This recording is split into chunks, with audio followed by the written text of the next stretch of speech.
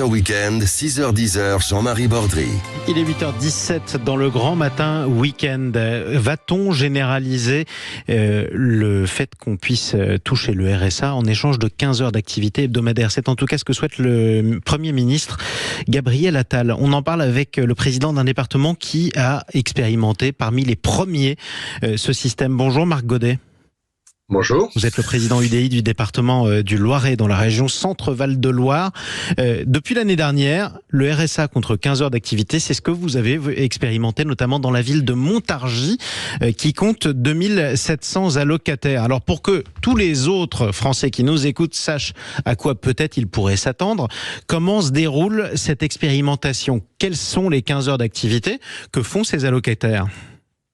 Alors, vous avez un petit peu résumé, parce que ce n'est pas que ça, finalement. D'abord, l'expérimentation, elle porte sur tout le Montargois. Donc, c'est Montargis, mais c'est toute l'agglomération montargoise. 2700 bénéficiaires du RSA. Donc, l'obligation de la nouvelle loi, enfin, en tout cas de l'expérimentation, c'était déjà de recenser tous les bénéficiaires du RSA, qu'ils soient inscrits. Alors, à Pôle emploi, ce qu'on appelait Pôle emploi, maintenant c'est France Travail, donc ils doivent être tous inscrits à France Travail. On s'est aperçu qu'il y en avait, sur 2700, il y en avait un petit millier qui étaient sous les radars, finalement, qui n'étaient pas inscrits à Pôle emploi à l'époque, et qui avaient fait un contrat avec le département, mais qu'on ne voyait plus. Donc, la loi maintenant impose déjà à ce que tous les bénéficiaires du RSA soient inscrits à France Travail. Ensuite, elle nous impose aussi d'avoir des portefeuilles par agent départemental qui soient réduits à maximum une cinquantaine. Alors qu'auparavant, nous avions des agents qui pouvaient suivre 100, 150 situations, voire même plus. Alors c'était difficile pour eux de suivre personnellement tous ces bénéficiaires du RSA. Donc là déjà, avec des portefeuilles réduits, on peut avoir un suivi beaucoup plus proche, beaucoup plus serré, qui permettra justement d'accompagner au mieux. Alors les 15 heures, c'est vrai que c'est un sujet, ces 15 heures. Moi, je suis tout à fait favorable et je pense que nous sommes une grande majorité à être favorable à ces 15 heures de, entre guillemets, contrepartie. Alors, pour l'instant, il faut dire qu'on a quelques entreprises qui sont manifestées, entreprises partenaires, associations aussi qui se sont manifestées pour pouvoir accueillir ces bénéficiaires du RSA sur la quinzaine d'heures. Nous n'en sommes pas encore arrivés tout à fait là. Nous sommes plus dans l'accompagnement, déjà dans la formation, parce que ces 15 heures, ça peut être aussi de la formation.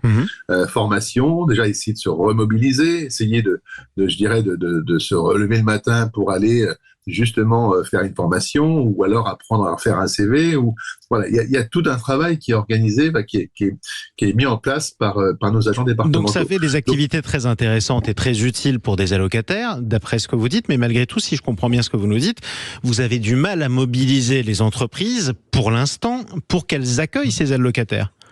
Alors, elles sont volontaires. Là, d'ailleurs, j'ai signé un partenariat avec la Poste hier, parce que la Poste est aussi volontaire pour pouvoir accueillir ces bénéficiaires du RSA. Alors, des associations sont volontaires aussi. Et moi, je pense honnêtement que des associations comme, je sais pas, les Restos du Cœur, le Sport Populaire, le Sport Catholique, etc., ces associations caritatives pourraient très bien aussi en accueillir. Donc voilà, auprès des associations, ça sera assez facile. Pour les entreprises, c'est un peu plus compliqué parce que bon, alors certaines sont volontaires. Moi, je connais déjà d'entreprises qui viennent me voir en me disant, moi, je suis prêt. Il faut absolument qu'on se lance dans cette nouvelle démarche. Donc l'accompagnement, il va se faire. Maintenant, c'est un petit peu timide au départ parce que c'est long à mettre en place. C'est-à-dire que c'est une démarche qui est assez longue parce qu'il a fallu aller rechercher tous ces bénéficiaires du RSA qui étaient, je dirais, un peu sous les radars.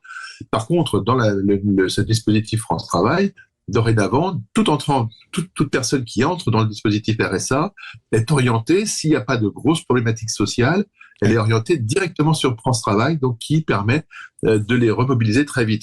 Donc il n'y a pas de perte de temps. On gagne finalement au moins de 3 mois sur ce qui se faisait auparavant. Et en un mot, avant c'était très long et pas toujours efficace. Est-ce qu'en un mot, pour conclure, Marc Godet, vous vous réjouissez de la généralisation possible à tout le pays, en tout cas à tout votre département, et bien de cette expérimentation? Tout à fait. Là, je suis partant. Pourtant, j'ai souvent la dent dure avec le gouvernement. Ça, je me gêne pas de dire quand ça va pas. Là, oui, je pense qu'il faut généraliser maintenant assez rapidement. Ça demande beaucoup de recrutement. Le Pôle emploi, donc France Travail a dû recruter un certain nombre d'agents pour faire face justement à cette diminution des portefeuilles par agent. Et puis nous aussi, nous rien que pour le Montargoise, c'est 9 personnes qui ont été embauchées par le département pour assurer ce suivi au plus près des bénéficiaires du RSA. Donc vous voyez, ça fait des emplois à créer, mais en même temps, ça permettra aussi de raccompagner ces bénéficiaires du RSA sur le chemin de l'emploi de façon efficace. Donc moi j'en suis très heureux. Et en tout cas, vous aurez pu le dire sur Sud Radio. Merci à vous, Marc Godet, président UDI du département du Loiret. Il est 8h20.